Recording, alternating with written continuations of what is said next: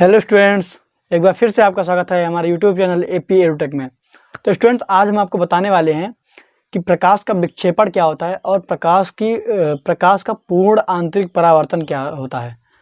पूर्ण आंतरिक परावर्तन की घटना कैसी होती है और रेगिस्तान में या गर्मियों के महीने में जो है हमें रोडों पर पानी जैसा दिखता है, तो वो घटना क्या कहलाती है, यानी मृगमरीचिका क्या घटना होती है, पूर्ण आंतरिक परावर्तन क्या होता है, प्रकाश का विक्षेपण किस प्रकार से होता है। तो इस वीडियो में, इस क्लास में आपको पूरा कवर किया गया और पूरा अच्छे से समझाया जाएगा, जिससे आपके पॉलिटेक्निक एंट्रेंस एग्जाम के इन टॉपिक्स से रिलेटेड क्वेश्चंस आपका कवर हो जाएं। तो स्टूडेंट्स, पूरा वीडियो देखिएगा अंत तक और आपको अच्छे से समझाया जाएगा, जिससे आपके पॉलिटेक्निक एंट्रेंस एग्जाम में कठिनाई ना आए। तो स्टूडेंट्स, चलिए शुरू करते हैं।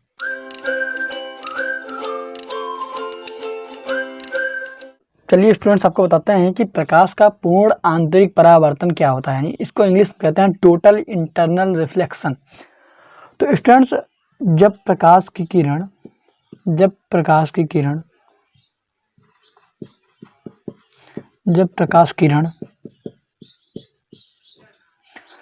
प्रकाश किरण सघन माध्यम से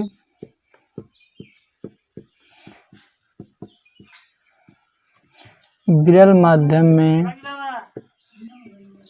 में जाते समय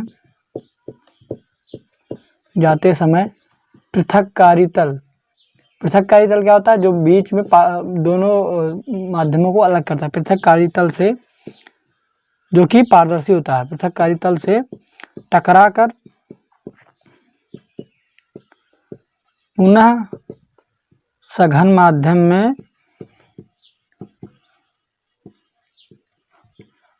में लौट जाता है।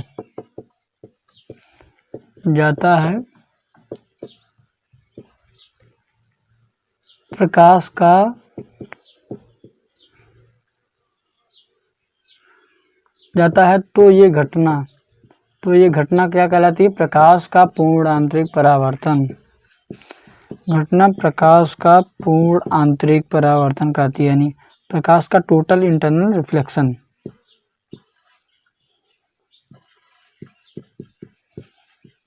आंतरिक परावर्तन कहलाती है।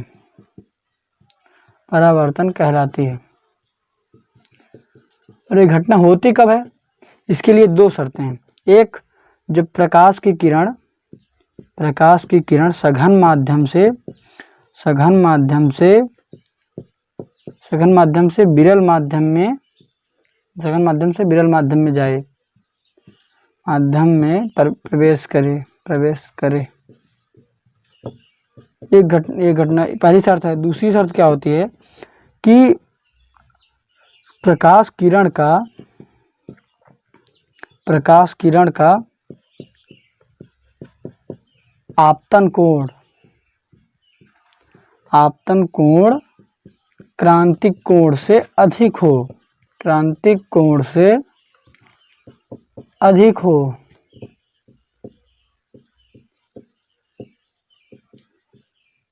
तो इस टर्म में क्या होता है, चलिए देखते हैं। तो ये पृथक्कारी तल हो गया, जो कि पारदर्शी है, और इस पे ये अभिलंब हो गया। ऊपर सघन माध्यम, नीचे विरल, जो कि हमने पहले वीडियो में इसके पहले बताया था। तो ये एक, मान लीजिए कोई किरण आपतित होती है, और ये अगर ये क्या है, क्रांतिक कोण यानी सी है। यानी अगर ये क्रांतिक कोण है तो हमने बताया था कि ये जो है अभिलंब से 90 डिग्री बनाते हुए इस रेखा पर लौट चली जाती है। और अगर ये क्रांतिक कोण से कम होता है, यानी ये आई होता है, तो क्या होता है, ये अपने मार्ग से, ये इस मार्ग से या तो इधर चली जाती है, सघन से विरल जा रही ना, तो ये इधर चली जाएगी, अपने मार्ग से भटक कर इधर चली जाएगी। तो सघन से विरल में जाते समय ये अभिलंब से दूर ही हटेगी। जब यहाँ सी हो जाएगा तो 90 चली जाएगी। लेकिन जब सी से भी अधिक कर देंगे, इसका मान क्या हो जाएगा, सी से अधिक हो जाएगा। यानी यहाँ पर ये कोण है, ये यानी ये मान लीजिए फाई, तो फाई यहाँ पर क्या है, फाई क्या है, ग्रेटर देन सी। फाई जो है क्रांतिक कोण से अधिक कर दिया जाए तो क्या होगा, क्रांतिक कोण पर तो 90 डिग्री चले जा रहा था, जब क्रांतिक कोण से भी अधिक कर दिया जाएगा तो ये जो किरण है ये दूसरे माध्यम यानी विरल माध्यम में ना जाकर ये इसी आपतन बिंदु से परावर्तित हो जाती है। ये घटना जब क्रांतिक कोण से भी अधिक आपतन कोण कर दिया जाता है तो जो है एक प्रकाश किरण जो है पारदर्शी पृष्ठ से भी परावर्तित हो जाती है और उसी माध्यम में, जिस माध्यम से आई रहती है उसी माध्यम में पुनः लौट जाती है। तो इस घटना को क्या कहते हैं? इस घटना को कहते हैं प्रकाश का पूर्ण आंतरिक परावर्तन यानी total internal reflection of light. Total internal reflection of light. तो आई होप स्टूडेंट्स आपको समझ में आ गया होगा कि प्रकाश का पूर्ण आंतरिक परावर्तन क्या होता है। तो चलिए स्टूडेंट्स आपको बताते हैं कि प्रकाश के पूर्ण आंतरिक परावर्तन के कुछ उदाहरण। तो स्टूडेंट्स आपने देखा होगा हीरे को चमकते हुए, हीरे का चमकना जो है ये क्या है? पूर्ण आंतरिक परावर्तन होता है। हीरे का चमकना क्यों होता है इसमें पूर्ण आंतरिक परावर्तन? क्योंकि उसके जो पृष्ठ होते हैं मतलब एक अनिश्चित जगह से, हर जगह से जो है तिरछे कटे हुए होते हैं। इस कारण उस पर जो है प्रकाश किरण आपतित होती है तो उसका जो है कोण जो है, आपतन कोण क्या होता है? क्रांतिक कोण से अधिक हो जाता है। इसलिए जो है उसमें प्रकाश की किरण ना जाकर वो जो है बाहर की तरफ परावर्तित होती है। इसलिए वह हीरे का चमकना क्या है? एक पूर्ण आंतरिक परावर्तन की घटना है। और स्टूडेंट्स आपने देखा होगा कि जो है टूटे कांच की टूटी परत का चमकना, कांच की टूटी सतह का चमकना, कांच की टूटी सतह का चमकना। तो जब मान लीजिए कोई एक पृष्ठ है और उसमें बीच से ऐसे यहाँ पर क्रैक आ गया, तो जब क्रैक पर लाइट पड़ेगी तो यहाँ पर जब पड़ेगी तो इसका एंगल जो होगा यहाँ पर, इस क्रैक के बीच में जब यहाँ एंगल इस क्रैक पर पड़ेगा तो यहाँ पर आपतन कोण जो है किरण का आपतन कोण क्रांतिक कोण से अधिक हो जाता है, यानी C से अधिक हो जाता है। तो उसमें जो है प्रकाश का पूर्ण आंतरिक परावर्तन होता है, जिससे जो है प्रकाश की किरण अंदर न जाकर ये बाहर की तरफ आ जाती है और उसमें जब टूटे हुए कांच पर पड़ती प्रकाश तो क्या होता है? चमकने लगता है। तो ये घटना भी क्या है? पूर्ण आंतरिक परावर्तन की घटना होती है। और स्टूडेंट्स आपने देखा होगा कि जो है आप अगर रोड पे चलते हुए या रेगिस्तानों में क्या दिखाई देता है? मृग मरीचिका दिखाई देती है। रेगिस्तानों में यानी गर्म जगहों पे, शुष्क जगहों पे ज़्यादातर दिखाई देता है मृग मरीचिका। यानी ये क्या होती है? चलिए आपको बताते हैं कि मृग मरीचिका क्या होती है। तो मान लीजिए अगर कोई गर्म जगह है और वहाँ पर कोई एक वृक्ष है ये, और ये गर्म जगह है। तो गर्म जगहों में क्या होता है? नीचे का टेम्परेचर बहुत अधिक होता है, जिसके सापेक्ष ऊपर का टेम्परेचर बहुत कम होता है। तो टेम्परेचर का गुण होता है कि उसके कण जो है गर्म जगह से ठंडी तरफ भागते हैं। इधर जब भागेंगे तो इसके यहाँ पर जो है घनत्व क्या बढ़ने लगेगा, कणों का घनत्व बढ़ने लगेगा। तो जब इस पे प्रकाश आता है पेड़ के होते हुए पेड़ से, तो जब इस पे आता है तो यहाँ घनत्व ज़्यादा होता है। तो कणों से टकरा कर जो है प्रकाश की किरण का जो है क्रांतिक कोण से अधिक जो है आपतन कोण बन जाता है, जिससे जो है इस पेड़ का यहाँ पर क्या दिखाई देता है? रिफ्लेक्शन दिखाई देता है, यहाँ पर परछाई दिखाई देने लगती है। यानी ये पेड़ ही यहाँ पर दिखाई देने लगता है, जिससे जब हम यहाँ से जा रहे होते हैं और कुछ दूरी से नज़दीक आने पर ये नहीं दिखाई देता, क्योंकि हमारा जो आँख का जो आपतन कोण है वो जो है क्रांतिक कोण से अधिक होना चाहिए, बड़ा होना चाहिए क्रांतिक कोण से। तो जब दूर से रखते हैं तो हमारा आपतन कोण, मान लीजिए यहाँ पर आदमी है कोई, तो जब दूर से देखते हैं यहाँ पर तो हमारा आपतन कोण आँख का क्रांतिक कोण ज़्यादा हो जाता है। इससे जो है ये जो है पेड़ यहाँ पर दिखाई देता है। लेकिन जब पास में आते हैं तो क्रांतिक कोण से कम हो जाता है आपतन कोण। ये कोण जो है क्रांतिक कोण यानी C से क्या होता है? कम हो जाता है। तो जो है हमें क्या होता है? वस्तु नहीं दिखाई देती। लेकिन जब दूर होते हैं तो दूर में क्या होता है? C से जो है ये पूर्ण आंतरिक आपतन कोण जो है फाई जो है ये क्या होता है? ज़्यादा होता है। इसलिए हमें वो पेड़ ही जो है और दिखाई देता है और हल्का पानी जैसा दिखाई देता है, जो कि प्रकाश होता है। और पेड़ की उसमें रिफ्लेक्शन दिखाई देती है। ये हमें गर्मियों के दिनों में जो है रोडों पर भी दिखाई देता है। रोडों पर या कुछ दूरी पर देखने पे आपको पानी जैसा दिखेगा, जिससे लगेगा वहाँ पर कुछ पानी है, पानी भरा होता है, ऐसा लगता है। लेकिन जब पास जाते हैं तो वहाँ कुछ नहीं होता है। तो ये क्या है? ये घटना क्या कहलाती है? मृग मरीचिका कहलाती है। मृग मरीचिका इसे इसलिए कहते हैं क्योंकि रामायण की कथा से इसको लिया गया है। वहाँ पर मारीच जो है एक राक्षस था, जो मृग बन के छलने के लिए राम भगवान का था। तो वो छलावा है, इसीलिए इसे मृग मरीचिका भी कहते हैं। तो ये घटना क्या है, एक छलावा है प्रकाश का, यानी एक भौतिकी का एक करिश्मा है जो आपके दूरी से आपको दिखाई देता है कि वहाँ पर पानी है, और जब पास में आते हैं आपको कुछ नहीं दिखाई देता। तो ये क्या होता है, मृग मरीचिका इसे ही कहते हैं। ये स्टूडेंट देखते हैं प्रकाश का विक्षेपण क्या होता है, इसे इंग्लिश में कहते हैं डिस्पर्सन ऑफ लाइट। तो उस टॉपिक में देखते हैं। सबसे पहले उस टॉपिक को समझने के लिए हमें जरूरत पड़ेगी प्रिज्म की। तो सबसे पहले देखते हैं कि प्रिज्म होता क्या है। तो चलिए स्टूडेंट बताते हैं प्रिज्म क्या है। तो प्रिज्म एक ऐसा समांग पारदर्शी माध्यम होता है। समांग पारदर्शी माध्यम मतलब जिसमें से लाइट ट्रांसफर हो सके, लाइट का अपवर्तन हो सके, मतलब यानी जैसे आप लीजिए इसको उदाहरण में कांच। प्रिज्म एक ऐसा समांग पारदर्शी माध्यम यानी कांच होता है जो किसी कोण पर झुके हुए दो समतल पृष्ठों से घिरा होता है। यानी एक समतल पृष्ठ हो गया और एक समतल पृष्ठ ये।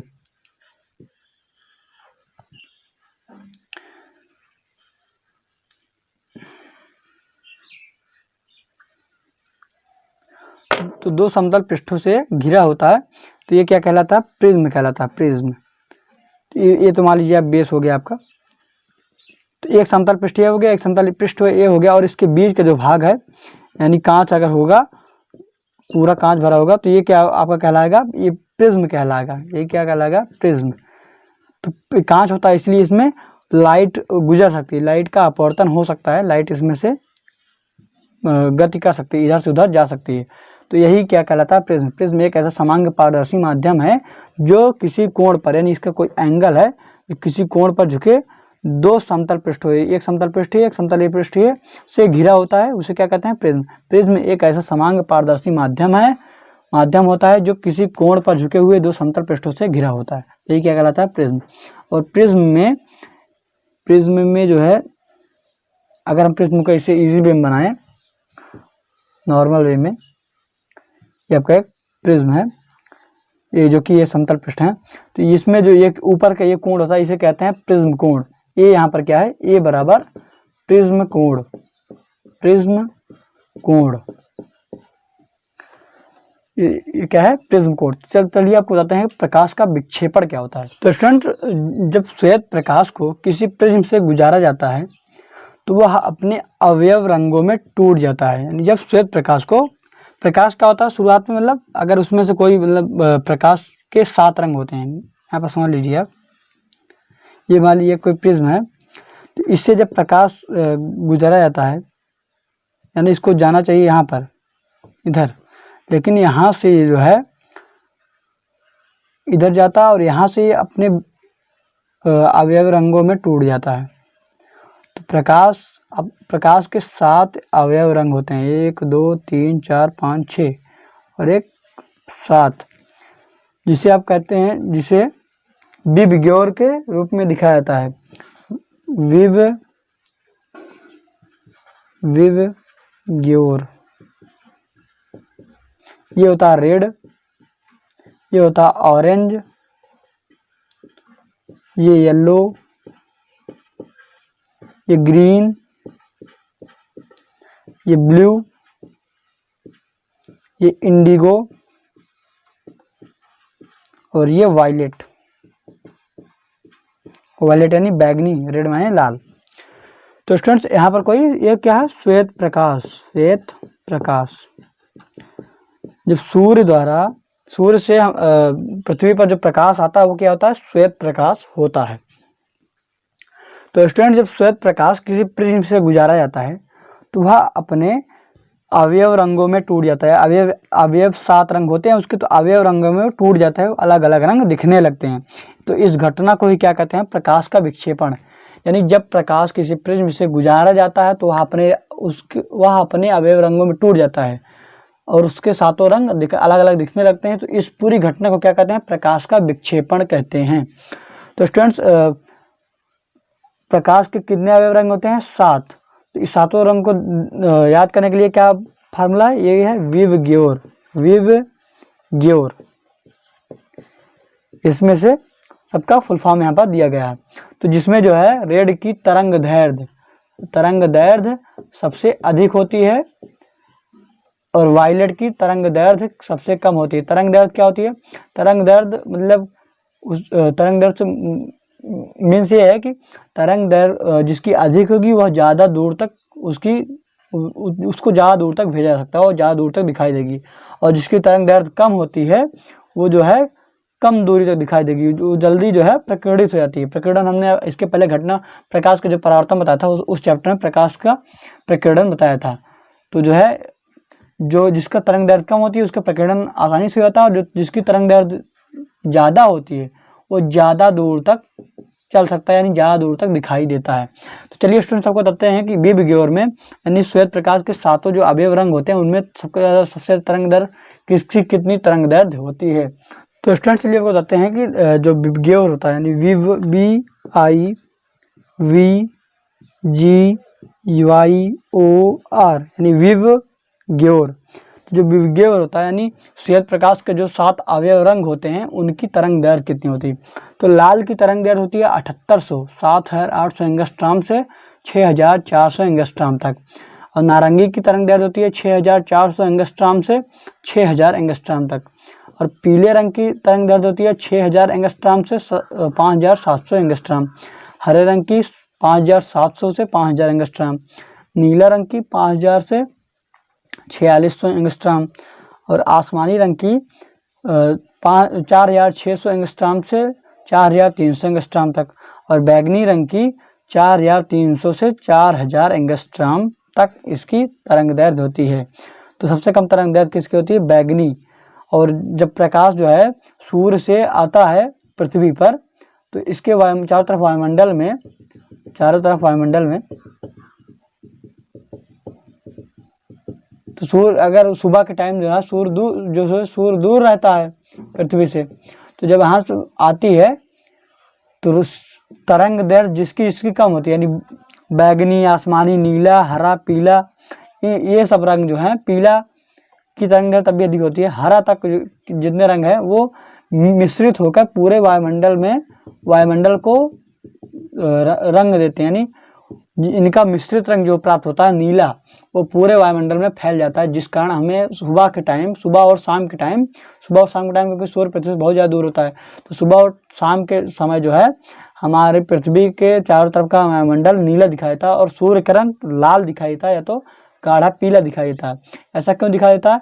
क्योंकि लाल रंग, नारंगी रंग और पीला रंग का जो है तरंग दैर्ध्य बहुत अधिक होती है, तो ये जो है किरणें पृथ्वी तक आसानी से पहुंच जाती हैं, जिस कारण जो किरणें पहुंच पाती हैं पृथ्वी तक उसी रंग का जो है हमें सूर्य दिखाई देता है, और जितनी किरणें वायुमंडल में फैल जाती हैं उस रंग का जो है हमें वायुमंडल दिखाई देता है। ये क्या है? वायुमंडल। तो आई होप स्टूडेंट्स आपको समझ में आ गया होगा कि जो है प्रकाश का विक्षेपण क्या होता है और प्रकाश का पूर्ण आंतरिक परावर्तन क्या होता है। तो स्टूडेंट्स जो पॉलिटेक्निक एंट्रेंस एग्जाम में इससे भी आपको क्वेश्चन पूछे जाते हैं कि सबसे अधिक तरंग दैर्ध्य किसकी होती है, सबसे कम तरंग दैर्ध्य किसकी होती है, कितनी होती है, ये भी पूछा जाता है।